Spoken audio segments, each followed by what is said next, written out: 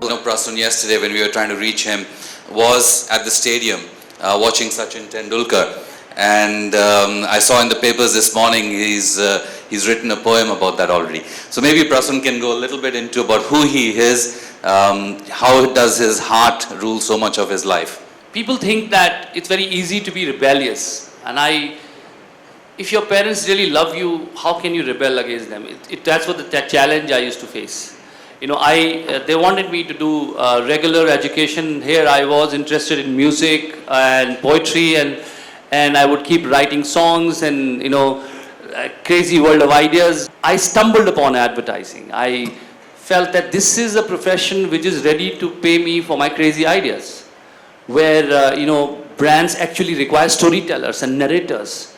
So I really loved the profession, and I joined Ogilvy and Mather in the beginning, and was trained there and worked there for 10 years. And McCann sort of were looking for leadership in India. They approached me, and so I sit on the board of McCann worldwide today, and feel very good that I played some role in building this brand in this country. But seriously, if advertising hadn't happened, I wouldn't have been able to support my poetry, my music, nothing. Some people want to feel creative, and some people are creative. So there is a difference. I never felt that I need a long hair and a lot of those symbolic things which you require to be called creative. But I probably am the most craziest person in my organization still. If you look at a piece of creative, first, when you look at it, you look at from the cultural eye. See, all of us have cultural background. But what if your cultural eye fails? Where do you go?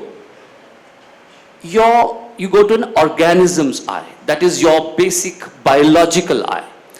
So when you look at a film like, say, Jurassic Park, why do a Jurassic Park, why does it work everywhere?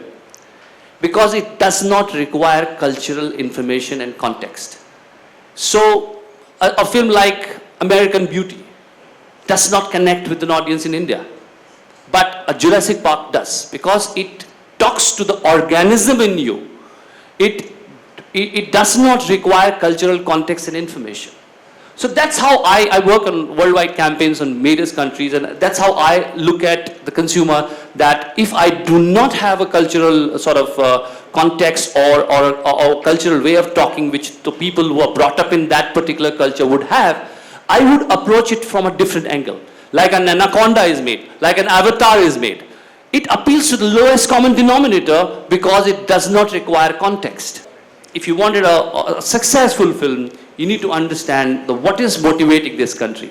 The common man of this country is thinking that my life is going to change. I'm not going to stay where I am. And that's where the markets are, that's where the commercial is, because otherwise he's not going to watch your film if he doesn't feel inspired. So, yes, I express myself, but at the same time, you have to understand the people you're talking to. One episode from my life, that my mom was a teacher, and she had gone for a teacher's training program. She left me alone, and I remember all my fears got accentuated. So the first line I wrote was, "मैं कभी बतलाता नहीं, पर अंधेरे से डरता हूँ मैं माँ." I am scared of darkness.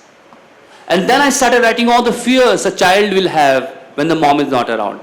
And this song, I still receive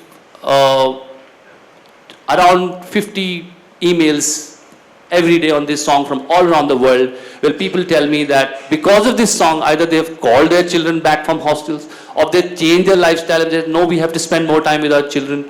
And I feel very fortunate that I was a medium who could write something like this. I don't ever confuse myself with electricity. I'm not the electricity, I'm the electricity wire. Electricity chooses to flow through me, and I'm lucky that ideas and thoughts like this flow through me. I am just the wire. I will never confuse myself with the energy. Energy is coming from somewhere else.